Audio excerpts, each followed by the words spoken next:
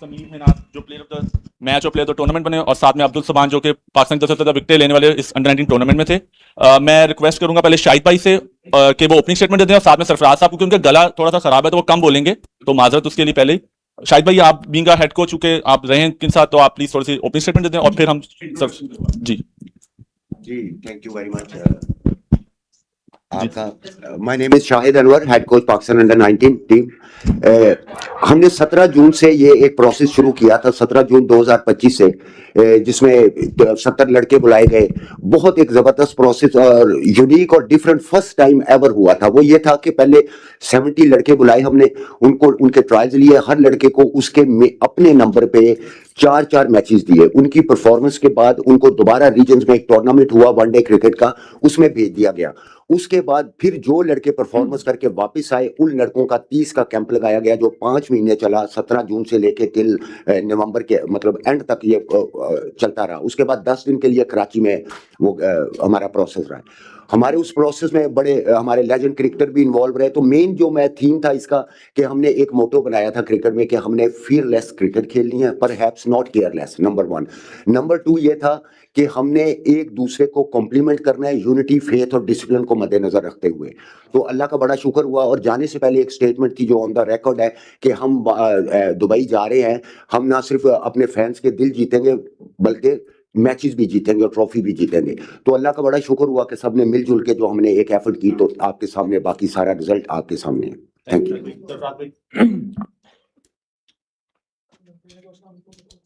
पहले तो सबको अस्सलाम वालेकुम।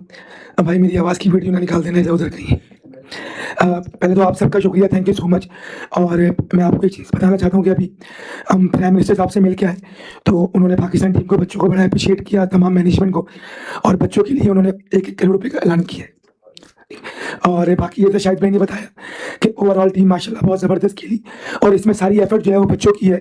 जैसे शायद मैंने बताया कि इन बच्चों ने बड़ी मेहनत की, और उसके बाद जो हमारा कोचिंग स्टाफ था उन्होंने बहुत ज़बरदस्त मेहनत की है। आई थिंक इनको जाता है कि ये चैंपियनशिप पाकिस्तान ने जीती, और उम्मीद है कि इंशाल्लाह आने वाले वक्तों में ये पाकिस्तान के लिए और भी ट्रॉफीज लेके आएंगे। सवाल की तरफ जाएंगे। जी पहले तो आप सबको जी बड़ी मुबारक हो, सरफराज साहब आपको, शाहिद साहब आपको, सारे प्लेयर्स को।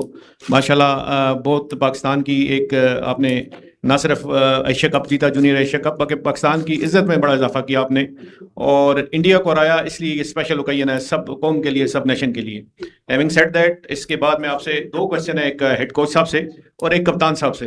हेड कोच साहब से ये क्वेश्चन है कि ये हम 3 सीमर को हम खिलाते रहे मैच में, हमारे पास कोई ऐसा ऑलराउंडर 4th सीमर जो ऑलराउंडर भी हो और 4th सीमर भी हो, क्योंकि जब इंडिया से आप खेलते हैं, बांग्लादेश से आप खेलते हैं, तो आपको थोड़ा एक्स्ट्रा सीम अटैक आपको चाहिए होता है, 3 के बजाय 4 आपको तकरीबन सीमर चाहिए होते हैं, वो नजर नहीं आया। और दूसरा क्वेश्चन फरहान साहब से कि देखें, कप्तान होना तो बड़ी अच्छी बात है, कप्तान टीम का होता है, लेकिन एक पर्सनल एफर्ट भी होती है, टू लीड बाय एग्जांपल, ये भी एक चीज होती है, खुद परफॉर्म भी करना पड़ता है। आपके 5 मैचेस में आपके सिर्फ 70 स्कोर है। आप समझते हैं कि एज अ कैप्टन आपने अपने आप को जस्टिफाई किया? Thank you. Thank you very much. जो आपने बात की है उस ज़िम्न में मैं ये बताता चलूँ कि हम इस एशिया कप में एक एक्स्ट्रा स्पिनर, 2 चाइनामैन अपने साथ लेकर गए थे, लेकिन अनफॉर्चुनेटली जब वहाँ हम पहुँचे तो पिचेस सारी फर्स्ट टाइम ये मैंने तो ये फर्स्ट टाइम देखी है। उससे पहले 2017 में 19 में मैं जा चुका हूँ, मगर पिचेस मड रोल पिचेस होती थी, लेकिन ये स्पंची पिचेस थी और तकरीबन 4 mm ग्रास उन पे छोड़ा गया था। तो मजबूरन एक स्पिनर तो बगैर खेले ही वापस आ गया। यस, आपने जो बात किया ऑलराउंडर की, हमारे पास दानियाल नियाजी हमारे साथ ऑलराउंडर है, उसको 2 मैचेस खिलाए हैं हमने। अब ग्रेजुअली वो खेलता रहेगा। मुझे यकीन है कि अभी तक उसकी बैटिंग नहीं आ सकी इन दोनों मैचेस में, तो मे भी हम जो आप बात कर रहे हैं कि रज़ाक और अजहर महमूद जैसे या वसीम अकरम जैसे ऑलराउंडर, तो मे भी जब उसको एक्सपोजर दें तो इंशाल्लाह वो भी इस काबिल हो सकता है। पहले तो यहाँ से जब हम गए थे, हमारा प्लान था कि टीम गेम पे रहेंगे हमेशा, और जी मुझे फील हुआ कि मैंने उस तरह से परफॉर्मेंस नहीं दी जो देनी चाहिए थी, और आगे जो ट्राई सीरीज़ है, वर्ल्ड कप है, उसमें बेहतर करूँगा। और ज़्यादा मैनेजमेंट से ये बात हुई कि जितना भी करो चिप इन करो, टीम के लिए करो, तो टीम के लिए कोशिश किया कि जितना बेहतर हो सके किया जाए। और अब आगे के लिए जो भी यहाँ मिस्टेक्स हुई हैं बैटिंग में और इंडिविजुअली जो भी मिस्टेक्स हुई हैं, तो सारे लड़कों को अपना अपना पता है, मैनेजमेंट बैक कर रही है, तो आगे के लिए उसे कवर करेंगे। Thank you. मेरा आंसर समीर से है कि जब इंडिया के खिलाफ फाइनल शुरू होने वाला था, ज़ाहिर बात है प्रेशर था, पूरी कौम की भी नज़र आपके ऊपर थी, तो क्या प्लानिंग थी, क्या मेंटोर साहब की तरफ से, कोच साहब की तरफ से डायरेक्शंस आई थी कि किस तरीके से कहना, समीर बड़ी ज़बरदस्त आपकी फाइनल पे बैटिंग ली, फेयरलेस क्रिकेट खेली थी, क्या माइंड करके आप इंडिया के खिलाफ फाइनल खेलने गए थे, दोनों का एक्सप्लेन करें। देखिए, मैनेजमेंट ने बहुत ज़्यादा बैक किया इस मैच से पहले और फेयरलेस क्रिकेट का कहा बहुत इवन के हर पर्सन से जाके इंडिविजुअल बात भी हुई कि यार जाके नेचुरल गेम खेलो, किसी चीज़ का डर नहीं है, हम आपके पीछे हैं। एक बहुत बड़ी बात मैनेजमेंट ने कही कि हार को हम अपने सर पे लेंगे, जीत आप लोगों की होगी। और ये आपके सामने नज़र भी आ रहा है कि सैफी भाई ने, हाजी भाई ने एक ही बात कही है कि यार ये बच्चों की टीम है, बच्चों की एफर्ट है, वो जीत हमें दे रहे हैं, लेकिन अगर खुदा न खास्ता अगर हम हारते तो उन्होंने हमसे ऑलरेडी कहा हुआ है कि जीत आप लोगों की, हार हमारी है। तो मैनेजमेंट ने बहुत ज़्यादा बैक किया और बहुत एक अदर बीच में अगर मैच हारे भी हैं तो उसमें बड़ा अच्छा रिकवर किया मैनेजमेंट ने। किसी लड़के को ऐसे फील नहीं हुआ कि कहीं मोरल डाउन हो रहा है थोड़ा सा, इवन के फाइनल तक मोरल बहुत हाई था। Can you repeat the question? मेरा सवाल ये था कि आपने फाइनल में क्या सोच के आ गए थे कि इंडिया के खिलाफ बड़ा रन करना है? प्लान सिंपल था पीछे से, मतलब कोचेस की तरफ से सिंपल प्लान था कि आपने फेयरलेस खेलना है क्रिकेट, लेकिन केयरलेस नहीं खेलनी। सिंपल अपनी नेचुरल गेम पे बिलीव किया और अल्लाह ताला ने इज्जत दी। सरफराज, दिस इज जाहिद फरूक मलिक, समान टीवी से। एक चीज़ तो मुश्तरक है, अंडर 19 का वर्ल्ड कप हो, ओवल क्रिकेट ग्राउंड हो, या कल का आपका गला बैठ जाता है, इसलिए आपसे ज़्यादा सवाल नहीं करेंगे। अपना आप ये बताएं कि जो जीत होती है डेफिनेटली उसके सारे बाप बन जाते हैं। अगर परफॉर्मेंस देखी जाए, वन मैन शो था। जब समीर आउट हुआ है तो जिस तरह विकेटें गिरी हैं, आप समझते हैं कि वो भी नेक्स्ट मैचेस के लिए आपके ध्यान में होगा कि इतना बड़ा मैच था, 300 प्लस के ऊपर आपकी चौथी विकेट गिरी है, उसके बाद 4 विकेटें जिस तरह गिरी हैं, तो वन मैन शो तो है, जीत तो है, इसका कोई गुंजाइश नहीं है। क्या वजह थी, आप समझते हैं कि पिछले मैच में भी आपकी बैटिंग फ्लॉप की, अगर समीर उसमें चल जाता इंडिया के साथ मैच में, वो एक बड़ा मैच होता, तो बाकी प्लेयर्स भी खेल रहे थे, क्या कहते हैं आप? समीर की इनिंग तो बहुत आउटस्टैंडिंग इनिंग थी, उसमें कोई डाउट नहीं है। और जहाँ तक ये बात वन मैन शो की, I think one man show नहीं था, क्योंकि उस्मान खान ने बड़ी ज़बरदस्त उसके साथ एक पार्टनरशिप लगाई, फिर उसके बाद अहमद हुसैन ने बड़ी ज़बरदस्त बैटिंग करी। तो आई थिंक ये 3 बैट्समैन थे जिन्होंने बहुत अच्छी बैटिंग करी। उसके बाद अगर आप लोअर ऑर्डर में देखते हैं तो हमारे लोअर ऑर्डर ने भी 25 रन बनाए, जहाँ पे स्कोर 347 पहुँचे। तो ओवरऑल जो है हमारे बैट्समैनों ने रन किए हैं। अगर आप यूएई वाला मैच देखते हैं तो वहाँ पे हर लड़के ने 40 किया है, 25 की है। तो ओवरऑल टीम एफर्ट थी। मुझे नहीं लगता कि उसकी इनिंग बहुत आउटस्टैंडिंग इनिंग थी जिसकी वजह से वो बहुत ज़्यादा हाईलाइट हुआ, लेकिन अहमद हुसैन की इनिंग भी उतनी ही इंपॉर्टेंट थी जितनी समीर की थी। तो आई थिंक ये ओवरऑल मैं समझता हूँ कि कलेक्टिव टीम परफॉर्मेंस थी जिसकी वजह से हम ये टूर्नामेंट जीते। अस्सलाम वालेकुम, रोज़ीना अली 24 न्यूज़ से। और मेरा सबसे पहले आपसे सवाल है, जब भी इंडिया की बात आती है तो अक्सर प्लेयर्स जो हैं वो बड़ा प्रेशर ले लेते हैं, परफॉर्म नहीं कर पाते। आप ऐसी क्या स्ट्रेटजी लेकर गए और आपने क्या ऐसा किया, क्या समझ रहे हो? और हर प्लेयर जो है जब बहुत अच्छी कारकर्दगी दिखाते तो अपनी इनिंग्स को किसी ना किसी के नाम करता है, आप किसके नाम करेंगे? और बॉलर्स ने बड़ा अच्छा परफॉर्म किया, आपके लिए लाइन और लेंथ कितनी इंपॉर्टेंट थी और आपकी क्या स्ट्रेटजी रही? और लास्टली कप्तान से कि आगे आप फ्यूचर में अंडर 19 टीम को कहाँ पर देख रहे हैं? Thank you. सबसे पहले तो सिंपल, जैसे पिछले मैच में, बांग्लादेश के मैच में जैसे मैंने बारी खेली थी और जैसे पहले मैच में 177 नॉट आउट किया था, तो कॉन्फिडेंस था और सच प्रेशर नहीं था, क्योंकि पहले हमने इंडिया के खिलाफ मैच खेला था तो उसमें भी मुझे कोई इतना सच प्रेशर नहीं था, लेकिन मैं अपनी गलती से आउट हुआ था। तो इस मैच में थोड़ा ज़्यादा फोकस था मैं कि टीम के लिए रन करने ज़्यादा से ज़्यादा, क्योंकि पहली बारी आती है और अगर आप बोर्ड पर अच्छा टोटल कर देते हैं 250 प्लस भी है, 300 प्लस भी, तो काफ़ी प्रेशर आ जाता है। तो यही सिंपल प्लान था, फेयरलेस खेलनी है और नेचुरल अपनी गेम खेली। जी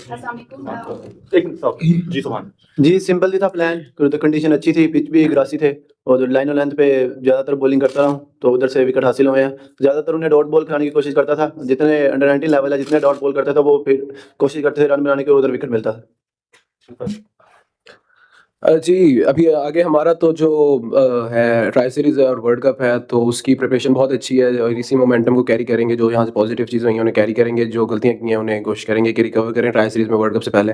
और आगे आपने कहा अंडर 19 का टीम का, तो बहुत पीसीबी बहुत ज़्यादा ध्यान दे रहा है एज ग्रुप क्रिकेट पे, अंडर 17, अंडर 15। तो ये एक बेस है, यहाँ से आगे अंडर 19 के लिए टीम अच्छी बनेगी और आगे पाकिस्तान को भी यहाँ से बहुत से प्लेयर मिलेंगे। अस्सलाम वालेकुम, मेरा एक पहला सवाल सरफराज भाई आपसे है। आप ये बताइएगा कि छोटा सा सवाल है। 2012 के बाद एशिया कप जीतना पाकिस्तान अंडर 19 के लिए कितना अहम है? दूसरा समीर आपसे सवाल है, बहुत बहुत सबसे पहले तो मुबारक हो, आपने इंडिया के ख़िलाफ़ सेंचुरी की, दूसरी सेंचुरी थी आपकी और गैर मामूली तौर पर इतने ज़्यादा छक्के भी लगाए, तो क्या कोई पहले से प्लान किया हुआ था या सब कुछ सडन था? देखें, ये व्यक्ति तो बहुत ज़बरदस्त थी। आई थिंक जैसे शाहिद भाई ने पूरा मेंशन किया कि एक पूरा एक प्रोसेस था, इसके पीछे ये लड़के लगे हुए थे और आई थिंक इसमें ज़्यादा से ज़्यादा क्रेडिट जो है वो लड़कों को जाता है कि इन्होंने बहुत अच्छी क्रिकेट खेली और उसके बाद जो हमारा कोचिंग स्टाफ है उन्होंने बहुत आउटस्टैंडिंग वर्क किया इन बच्चों के साथ, तो बड़ा बूस्टअप होगा क्योंकि आगे हमारा वर्ल्ड कप आ रहा है, तो उम्मीद है कि टीम कॉन्फिडेंट लेके जाएगी आगे।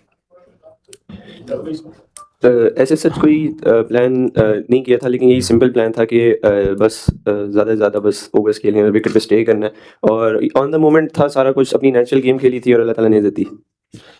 भाई अंडर 19 वर्ल्ड कप से लेकर चैंपियन ट्रॉफी का फाइनल और फिर कल का मैच, ये सरफराज का कोई इंडिया के साथ जो ये लव अफेयर है ये बड़ा कामयाबी से चल रहा है। पहले मैच में जब आप शिकस्त हुई इंडिया से तो मेरी आपसे बात हुई तो अपने कहा घबराने की ज़रूरत नहीं है, वो जो होना था हो गया, हम ये ट्रॉफी लेके आएंगे। तो वो जो एतमाद है आपका इंडिया के खिलाफ, ये इंस्टिंक्ट क्या है, ये क्या खास बात है, ज़रा अंदर से बताया हमें। नहीं देखिए, एतमाद तो मैं नहीं कहूँगा कि मैं समझता हूँ कि ये एक टीम होती है जो कि आपको टीम के अंदर एक चीज़ नज़र आ रही होती है कि हाँ यार ये टीम जो है ना कुछ कर जाएगी। अगर आप 2006 की बात करते हैं तो वो एक टीम वर्क था, 2017 की बात करते हैं तो वो भी एक टीम वर्क था, और यहाँ पे जो हमारी टीम थी वो बहुत ज़बरदस्त, ये लड़के हालांकि बहुत कम क्रिकेट खेले लेकिन इनके अंदर पोटेंशियल मौजूद था, क्योंकि जब मैंने मुल्तान में कैंप ज्वाइन किया तो मैंने देखा कि कोचेज़ों ने बड़ा ज़बरदस्त हार्ड वर्क किया इन बच्चों के साथ, तो एक होप थी। और जिस तरीके से हमारी मैनेजमेंट इन लड़कों को बैक कर रही थी और लड़के जिस तरीके से रिस्पॉन्ड कर रहे थे, तो बस उनको यही बात की थी कि आप कोशिश करो कि जो आपका पोटेंशियल है अपने पोटेंशियल पे खेलो और किसी चीज़ से घबराओ नहीं।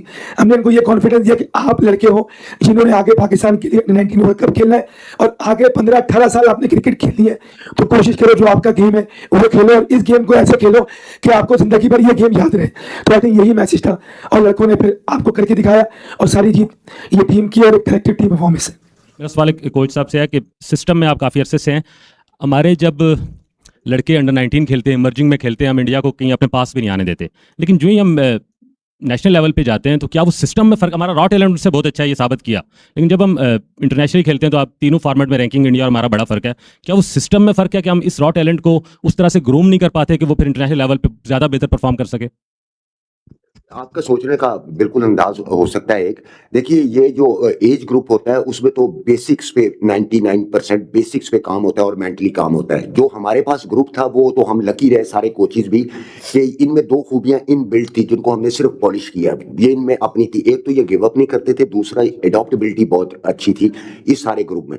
दूसरी जो आपने बात की ऊपर जाने, देखिए आप पहले 5वीं क्लास फिर 10वीं फिर ग्रेजुएशन फिर आगे जाना पड़ता है। ये लाइफस्टाइल इसमें मैं समझता हूँ कि बहुत काउंट करता है। प्लेयर एक अच्छे बबल में, एक अच्छे माहौल में जब रह रहा हो, जब वहाँ से आउट होता है तो फिर एक लाइफस्टाइल, कई बड़े हमारे खिलाड़ी हम्बल फैमिली से भी आते हैं, तो जब आप पीसीबी के अंडर शेडो आते हैं तो आपको खुराक, आपका बैठना उठना हर चीज़ प्रॉपर मॉनिटर होती है। तो मे भी कुछ ऐसे एस्पेक्ट्स हों, और ये इसकी रेशो बहुत कम है कि ऐसे लोग जो आगे जाके जिनको आपने आइडेंटिफाई किया और वो आगे जाके नजर ही ना आए हों।